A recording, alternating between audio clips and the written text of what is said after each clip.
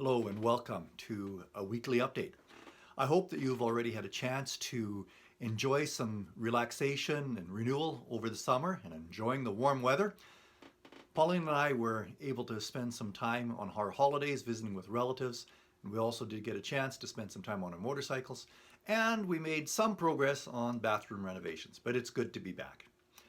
So as we're progressing through the summer, in the past week, I've had a heavy heart for the places where COVID infections are high, and especially for Beirut, Lebanon, which suffered that devastating explosion that injured thousands of people and killed, I believe, 150 people.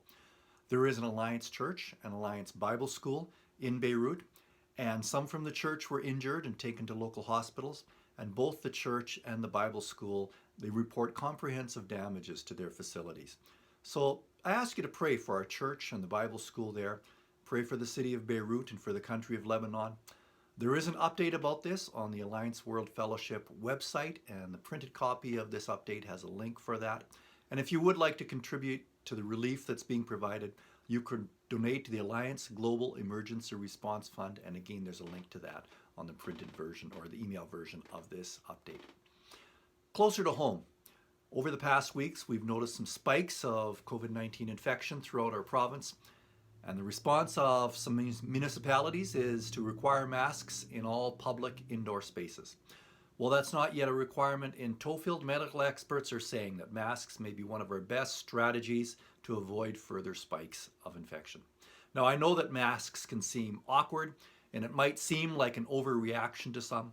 It's easy to feel safe because here on the west side of Beaver County, we've had actually very few cases.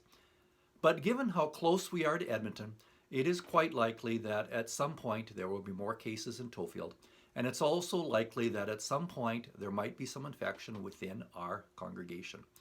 We won't know if our congregation has been affected until after it happens. And so we want to protect one another, especially those who might be in the most vulnerable categories. So I ask you, please, wear a mask when entering and exiting church and when visiting at church. Now, I know that some churches are allowing singing if people wear masks while doing so. And from what I've read, that would be safe and acceptable. So if you want to do so, then you can do that, even if it will be a little bit muffled. As our elders meet in the coming week, we'll be discussing program options for the fall, especially in the areas of children and youth. We're also going to be considering how to best manage Sunday services as attendance levels rise in the fall. So we appreciate your prayers as we consider these matters. In the fall, we are starting a 5-week series called Daring to Draw Near. That's going to be happening on Sunday afternoons, and it's intended for all who are currently part of life groups or if you would like to become a part of a life group. We're going to hold this at the church facility unless there are some restrictions that prevent us from doing so. If you want to attend for just 5 weeks, that's fine. If you're interested in life groups, we would encourage you to attend. It's going to be happening starting September 20th, and it's going to be going for 5 weeks. There'll be a 1-week break for Thanksgiving Sunday. Over the past number of weeks, the Sunday messages have been recorded and then posted on YouTube after the fact. We're going to continue to do that for a few weeks, but we are working towards seeing if we can't move that towards a streaming version of our services. So we hope that we can get that together, and we're looking at ways of doing that. This week, we continue to pray through the Psalms along with the saints through the ages. Many of the Psalms contain the prayers of confession. Some of them, there's about at least a half a dozen of Psalms that are actually mostly a prayer of confession. Confession is a powerful practice, one which we don't really give enough attention to in our upbeat, praise-oriented church services. This Sunday, we're going to be exploring Psalm 32 and parts of Psalm 51, discovering the powerful force that confession can be within our lives.